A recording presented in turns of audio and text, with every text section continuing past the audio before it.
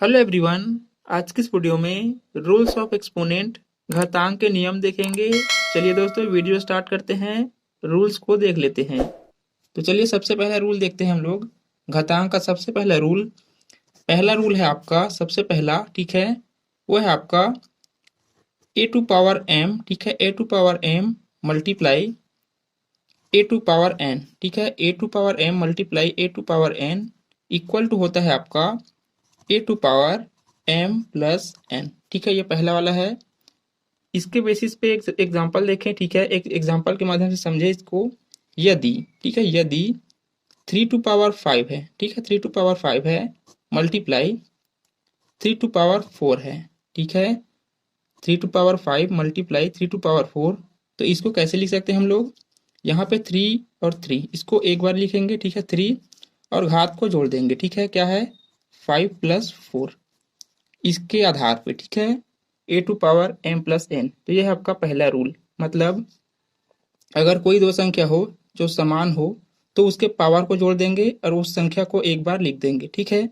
ये हो जाएगा आपका 3 टू पावर 5 + 4 कितना होगा आपका 9, ठीक है, ये हो जाएगा आपका आंसर। ये पहला रूल है। सेकेंड रूल देखते हैं। सेकेंड रूल आपका, सेकेंड रूल कौन सा है?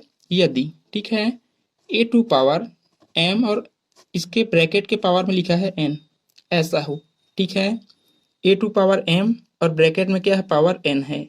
तो इसको कैसे लिख सकते हैं हम लोग? इसको लिख सकते हैं ए to power M cross N, ठीक है, एम गुणा एन। इसको कैसे लिख सकते हैं हम लोग?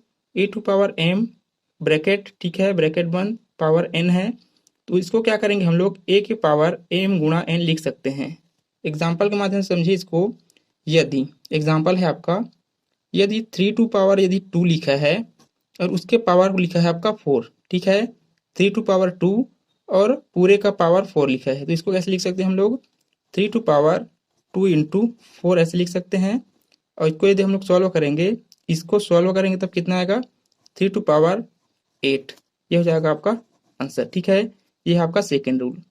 थर्ड रूल देखते हैं। चलिए थर्ड रूल है आपका, थर्ड रूल यदि, ठीक है, थर्ड रूल है आपका, यदि ए टू पावर एम बटे, ठीक है, ए टू पावर एन हो, ए टू पावर एम बटे ए टू पावर एन हो, तो इसको कैसे लिख सकते हैं हम लोग?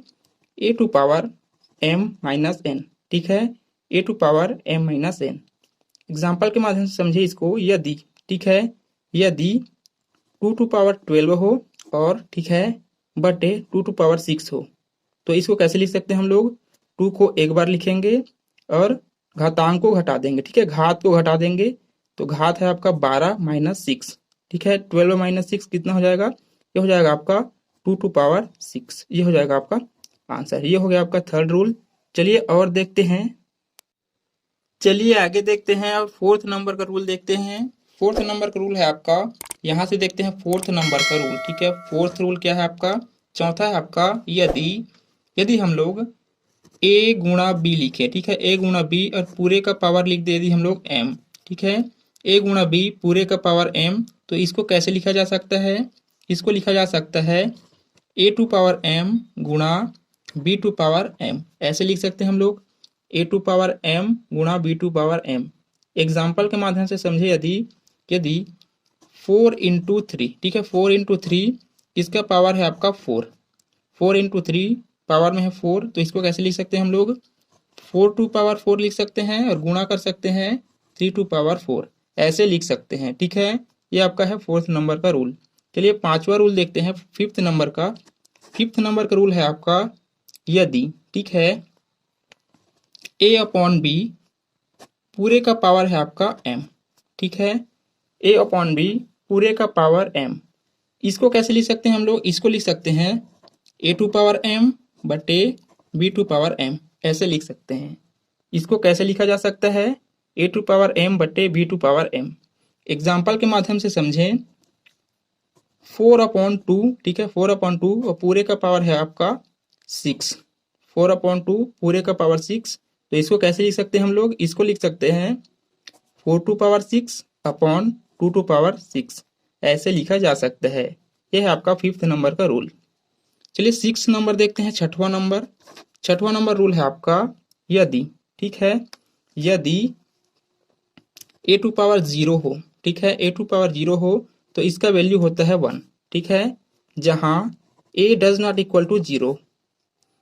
6 नंबर रूल है आपका, ए टू पावर 0 इक्वल टू होता है 1 जहां a does not equal to 0।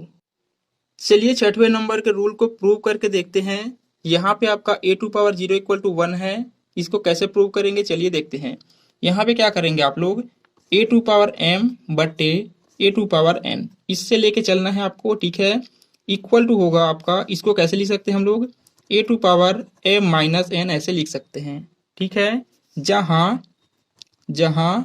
A does not equal to 0 ऐसा है, ठीक है।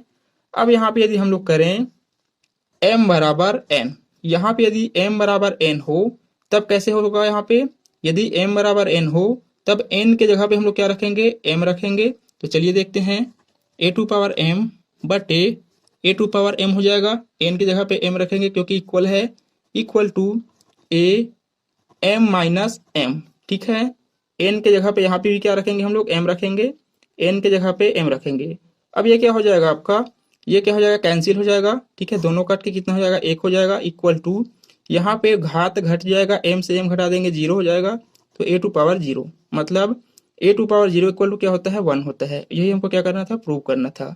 चलिए 7वें नंबर का रूल देखते हैं। चलिए 7वें नंबर का रूल देखते हैं। 7वें नंबर का रूल कौन सा है, रूल नंबर 7, ठीक है, रूल नंबर 7 देखते हैं। यदि ए टू पावर m हो तो इसको कैसे लिख सकते हैं हम लोग, इसको लिख सकते हैं 1 बटे a to power minus m, ऐसे लिख सकते हैं। ए to power m equal to 1 बटे a to power minus m, या तो इसको ऐसे लिख सकते हैं या कैसे लिख सकते हैं, या ठीक है ए टू पावर माइनस m, ठीक है, ए to power minus m equal to 1 बटे ए टू पावर m, या तो इसको ऐसे लिखा जा सकता है या ऐसे लिखा जा सकता है। आप दोनों प्रकार से लिख सकते हैं। एग्जाम्पल के माध्यम से समझें, यदि 2 टू पावर 4 हो, ठीक है, 2 टू पावर 4 हो तो इसको कैसे लिख सकते हैं हम लोग, 1 अपॉन 2 टू पावर माइनस 4 लिख सकते हैं, ठीक है। 2 टू पावर 4 को 1 अपॉन 2 टू पावर माइनस 4 लिख सकते हैं, या 2 टू पावर माइनस 4 को 1 अपॉन 2 टू पावर 4 भी लिख सकते हैं।